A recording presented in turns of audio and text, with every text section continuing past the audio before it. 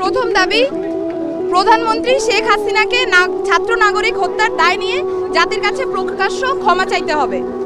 দ্বিতীয় দাবি, আইন শৃঙ্খলা রক্ষাকারী বাহিনী ও দলীয় ক্যাডার এবং সন্ত্রাসী কর্তৃক ছাত্র নাগরিক হত্যার দায় নিয়ে স্বরাষ্ট্রমন্ত্রী আসিফুজ্জামান খান কামাল, সড়ক পরিবহন ও সেতু মন্ত্রী ওবায়দুল কাদের, শিক্ষামন্ত্রী মহিবুল হাসান চৌধুরী নয়ফেল, আইনমন্ত্রী আনিসুল হককে মন্ত্রী পরিষদ থেকে পদত্যাগ করতে হবে।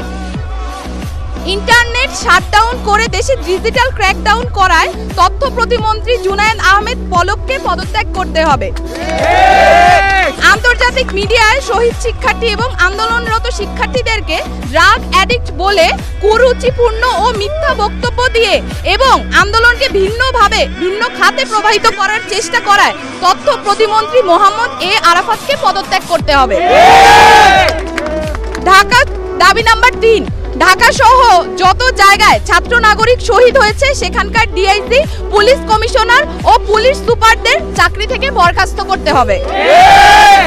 দাবি নাম্বার 4, ঢাকা বিশ্ববিদ্যালয়, জগন্নাথ বিশ্ববিদ্যালয়, জাহাঙ্গীরনগর বিশ্ববিদ্যালয়, রাজশাহী বিশ্ববিদ্যালয় এবং চট্টগ্রাম বিশ্ববিদ্যালয় সহ সারা দেশের প্রত্যেকটি বিশ্ববিদ্যালয়ে যেখানে ক্যাম্পাসে আইন শৃঙ্খলা বাহিনী কর্তৃক শান্তিপূর্ণ আন্দোলনে হামলা হয়েছে প্রত্যেকটি বিশ্ববিদ্যালয়ের ভিসি এবং প্রক্টরকে পদত্যাগ করতে হবে।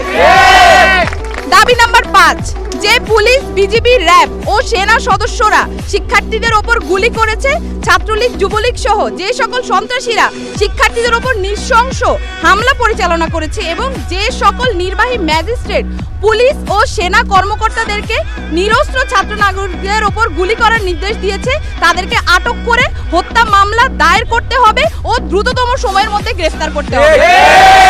দাবি নাম্বার 6, দেশব্যাপী যে সকল ছাত্র নাগরিক শহীদ ও আহত হয়েছে তাদের পরিবারকে অতি দ্রুত সময়ের মধ্যে যথাযথ ক্ষতিপূরণ প্রদান করতে হবে। 7, দাবি নাম্বার 7, ঢাকা বিশ্ববিদ্যালয়, জগন্নাথ বিশ্ববিদ্যালয়, জাহাঙ্গীরনগর বিশ্ববিদ্যালয়, রাজশাহী বিশ্ববিদ্যালয় এবং চট্টগ্রাম বিশ্ববিদ্যালয় সহ সারা দেশের প্রত্যেকটি বিশ্ববিদ্যালয় এবং শিক্ষা প্রতিষ্ঠানে ছাত্রলীগ নামক সন্ত্রাসী সংগঠন সহ সকল লেজুর ভিত্তিক ছাত্র রাজনীতি নিষিদ্ধ করে দ্রুততম সময়ের মধ্যে নিয়মতান্ত্রিকভাবে ছাত্র সংসদ কার্যকর করতে হবে। দাবি নাম্বার 8, অবিলম্বে সকল শিক্ষা প্রতিষ্ঠান ও হলগুলো খুলে দিতে হবে। কারফিউ তুলে নিয়ে সারা দেশের সমস্ত ক্যাম্পাসে মোতায়েনকৃত পুলিশ, র্যাব, বিজিবি, সোয়াট এবং আর্মি তুলে নিতে হবে। দাবি নাম্বার 9, বৈষম্য বিরোধী ছাত্র আন্দোলনের সাথে সম্পৃক্ত শিক্ষার্থীদের একাডেমিক ও প্রশাসনিক কোনো ধরনের হয়রানি করা হবে না এই মর্মে অঙ্গীকার করতে হবে।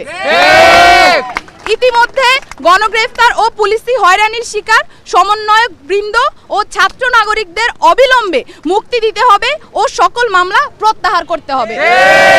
এই ছিল আমাদের 9 দফা দাবি এবং এই 9 দফা দাবিকে সামনে রেখে আমরা আমাদের আন্দোলন পরিচালনা করছি এবং আজকেও আমাদের যে কর্মসূচি সেই কর্মসূচি থেকে আমরা বলতে চাই অবিলম্বে অতি দ্রুত আমাদের যে 9 দফা দাবি সেটা মেনে নিতে হবে।